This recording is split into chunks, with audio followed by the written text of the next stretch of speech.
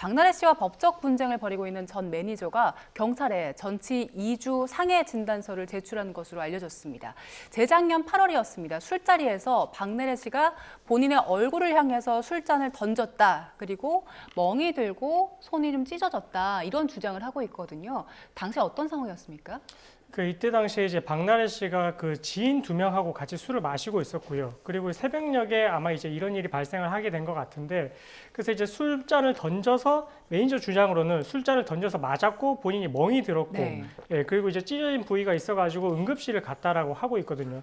근데 이 사실관계만 들여다봤을 때는 사실 이제 특수상해죄라고 이제 볼 수 있는 부분이고, 그리고 이제 뭐 박나래 씨에 대해서 이제 매니저들이 많이 고소 고발을 했는데 그 내용 중에 있어서도 이제 특수상해 혐의에 대해서는 결국 이제 이를 입증할 수 있는 하나의 증거가 되는 이제 진단서를 제출을 하게 됐다라는 의미로 보시면 될 것 같고, 그래서 이 부분에 있어서는 앞으로 더 이제 조사가 이루어지게 될 테지만 일단은 상해 진단서를 보통 이제 특수상해 피해를 입은 사람 같은 경우에는 애초에 먼저 제출을 하고 시작을 하거든요. 그래서 그런 절차적인 방법에 있어서는 초기 수사 단계에서 이제 제출할 수 있는 그런 자료를 제출을 했다, 그렇게 이해하시면 될 것 같습니다. 지금 박나래 씨는 뭐 그런 상황 자체가 없었다고 말을 하면서도, 그러니까 그 술잔을 사람을 향해서가 아니라 바닥에 던진 적은 있다, 이렇게 입장을 좀 밝혔는데, 어쨌든 지금 여러 가지 고소고발 가운데서 요번에 이 사안이 가장 좀 무거운 특수상해 혐의와 직결된다고 하는데, 이건 어떤 의미를 좀 가집니까? 왜냐하면 이제 특수상해죄 자체가 법정형이 굉장히 높게 정해져 있습니다. 벌금형이 일단 없고요. 1년 이상 10년 이하입니다. 그렇기 때문에 지금 전 매니저 측 입장에서는 내 얼굴로 이 와인잔을 던져서 얼굴이 멍이 들었고, 그리고 손이 이제 찢어져는 상해를 입었다라는 이야기를 하고 있는 것이고, 실제 이 입증 자료로서 어쨌든 본인이 치료를 받은, 그러니까 그 장소도, 치료받은 장소도 박나래 씨의 자택과 가까운 한 종합병원이거든요. 그렇기 때문에 그 해당 상해 진단서라든지 진료 확인서를 이제 제출을 한 것으로 보여요. 근데 쟁점화될 수 있는 부분은, 지금 박나래 씨의 경우에는 내가 얼굴로 잔을 집어 던진 게 아니라 바닥을 향해 집어 던졌는데 당시에 이제 다칠 수 있죠. 사실은 그렇게 되더라도. 그래서 그런 사실관계를 주장을 하는 것인데, 만약에 내가 이제 어떤 상해의 고의를 가지고 있지 않은 채로 바닥으로 던졌는데 이 사람이 뭐 잘못 맞아서 이렇게 다친다라든지, 그러면 고의가 아니라 이제 과실로 넘어가는 부분이 있거든요. 만약에 뭐 과실치상으로 간다라고 하면 5년 이하예요. 그렇기 때문에 이 형량 자체가 굉장히 차이가 크다라고 볼 수가 있고, 결국에는 어떠한 죄가 될 수 있는지를 판단을 하는 것은 당시 상황을 입증해 줄 수 있는 뭐 객관적인 물증이라든지 아니면 인적 증거로 가능한 것인데, 물증은 사실 뭐 집안인이 있기 때문에 뭐 CCTV나 이런 것도 없을 것으로 판단이 되고, 중요한 것은 이제 동석자의 진술이 가장 중요하겠다라는 생각이 듭니다. 네. 그래서 경찰이 이제 지인 2명도 참고인으로 불러서 조사할 가능성도 있는 상황인 건데, 만약에 여기서 유의미한 진술이 나오지 않는다면 이 전 매니저가 주장하고 있는 특수상해 혐의 적용은 좀 어렵게 되는 겁니까?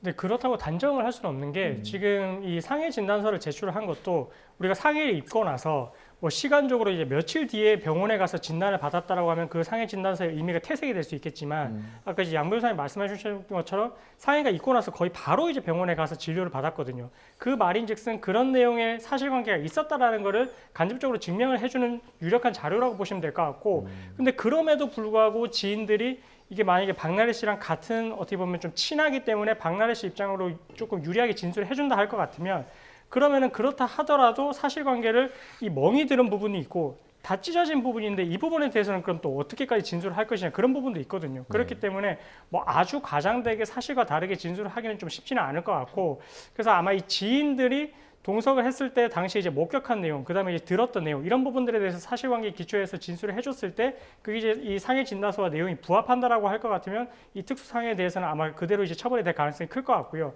만약에 지인들이 조금 박나래 씨한테 유리한 쪽으로 진술을 해서 뭔가 조금 이런 상해가 있었던 건 맞지만, 박나래 씨가 뭐 그거를 이제 고의로 그렇게 한 것 같지는 않았다, 그냥 술이 좀 취해가지고 뭔가 이제 그 본인이 몸을 뭐 못 가눠서 이제 그렇게 이뤄진 것 같다, 이렇게 한다라고 할 것 같으면, 일단은 죄명에 대해서는 이게 고의가 있는지 과실이 있는지 여부에 따라서 다르게 이제 판단을 해볼 수는 있겠지만, 일단은 상해가 발생했다는 그 사실관계 자체는 어느 정도 입증이 된다고 봐야 될 것 같고, 그래서 이후에 이제 이 혐의 자체가 적용될지 여부에 있어가지고 아마 지인의 진술이 조금 더 중요하기 때문에 아마 앞으로 조사가 이루어질 것 같습니다.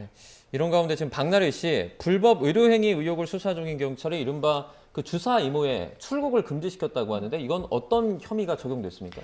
일단 이 주사 이모라고 일컬어지는 사람의 경우에는 불법적으로 의료 시술 내지는 행위를 했다라고 보여집니다. 왜냐하면 적법한 어떠한 의사 면허를 소지하고 있지 않은 상태에서 박나래 씨에게 이 처방전을 이렇게 구해서 제시를 하고 약도 주고 그리고 실제 집에서 주사 시술을 하는 것이 이제 사진으로 남아 있는 그런 상황이기 때문에 의료법 위반 그리고 의료기기법 위반도 될 수 있는 것이 당시에 이제 뭐 고주파 기기가 실제 일반 개인이 구매할 수 없는 것이고 의료기관에만 제공이 되는 것인데 이것을 어떤 경로에서든지 빼내와서 집에서 이렇게 한 것으로 보여요. 그래서 결국에는 이제 의료법 아니면 의료기기법 위반이 될 수 있는 것인데 이제 출국 금지를 한 것은 사실 해외로 나가게 되면 이 수사 자체가 굉장히 좀 힘들어지고 소환이 돼야만 되는 그러한 상황에서 만약에 이것이 시점이 늦어져서 잘못되면 수사 자체가 아예 난항을 겪게 될 수가 있기 때문에 선제적으로 좀 취한 조치로 판단이 되고요.